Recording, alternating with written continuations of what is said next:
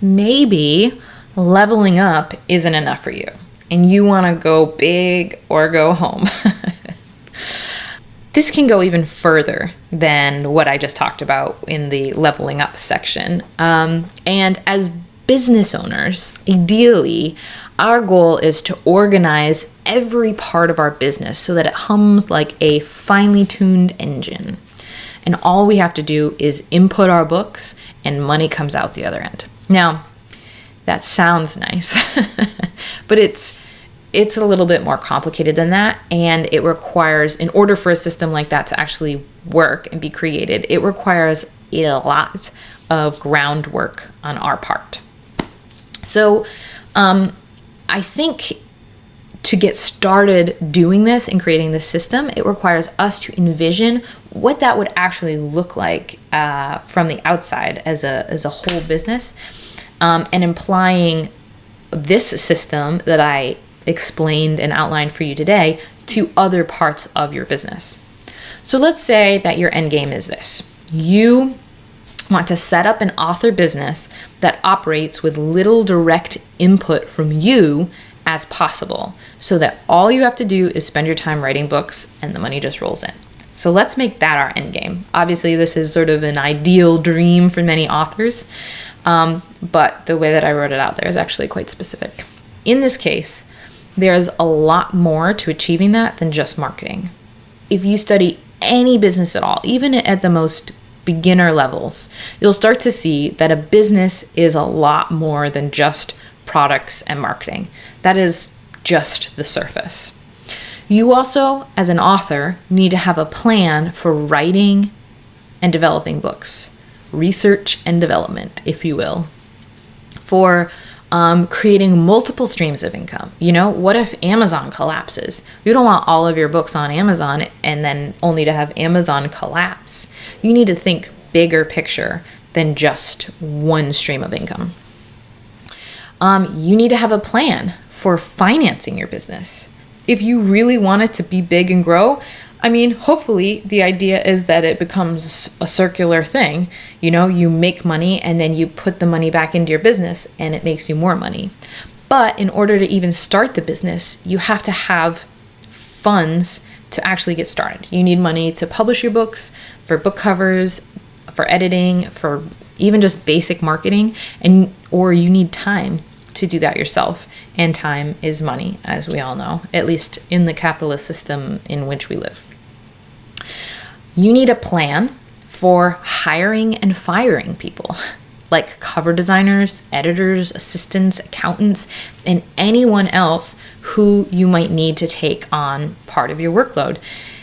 The bigger business you grow, the less time you will have. But your number one priority is writing books because you are the only one who can create the products that your company is selling. And so you need to be able to hire and fire people, and you need a system to be able to do that. You want to hire people who are going to work well for you and help you reach your objectives and who are ultimately going to push you towards achieving your end game. And you need to fire people who stop doing that or who end up not working out, or at least, I don't know, firing is the right word, but you need to be able to move on from people who aren't helping you move forward. And you need to be able to find people who are going to help you move forward. You need essentially to set up a system and then bring other people in to run that system for you so that all you have to worry about is writing books and maybe making some high-level decisions. So me, personally, I am actually operating off of a 5-pyramid system, which includes the marketing plan, which I just obviously walked you through. But I also have a writing plan, a publishing plan, a business plan, and a learning plan for myself. My writing plan includes objectives like write at least 7 books in this Land of Sojourniac series and have the whole thing completed by 2023. Create a high-level structure for the Rove City series. Add or start on a new series at least once every 3 years. Create a regular system of writing so that you're producing X number of content per month. My publishing plan includes objectives like hire a new cover designer for this series. Determine how quickly you can release this other series.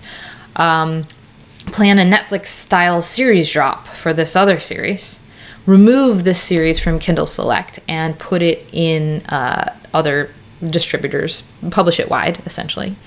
Develop a process for producing and publishing audiobooks.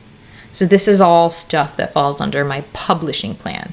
So I've got my writing plan. What am I going to write? When am I going to write it? How fast am I going to write it? I've got my publishing plan. How am I going to take the stuff that I've written and actually deliver it to my readers and to the world as a whole?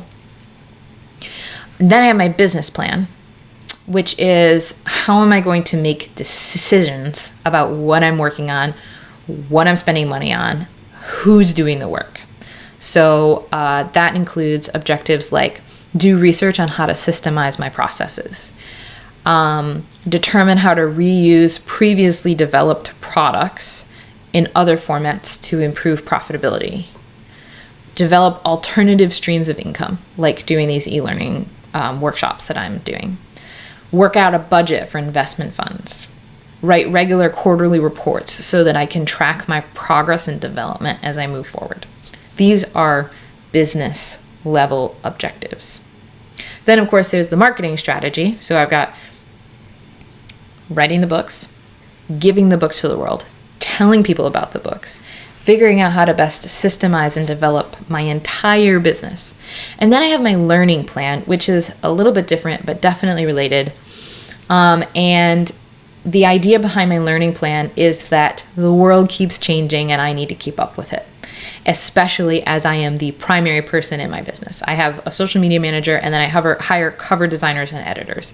But for the most part, I am the person who runs and operates my business, and the majority of the work that gets done by me, which means I need to be able to learn how to do things all the time.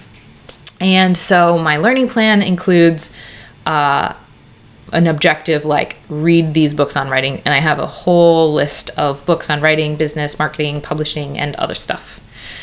It includes objectives around things that I want to experiment with and learn, as well as I recently signed up for some online learning courses that I'm going to take. I signed up for Skillshare. I call it my fake master's degree that I'm taking through Ariele University.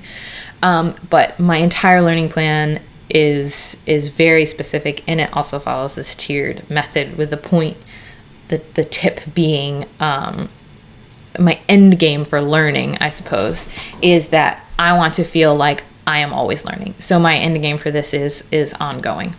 It doesn't really have a measurable, it's measurable because I can say I've read this many books and I've done this many exercises, but it doesn't have a deadline. It doesn't have a time frame. It's just keep learning always. Once you figure out a system that works for you, whether it's this endgame objectives tactics system that I've walked you through today, or if it's a different system, if you can figure out how to expand that system and apply it to different parts of your author business, that's what I call branching out. You start to put these systems in place so that they start working for you instead of you working for them. Ideally, hopefully, this will help you make all of your processes and systems more efficient, effective, and productive without you even having to do all of the work.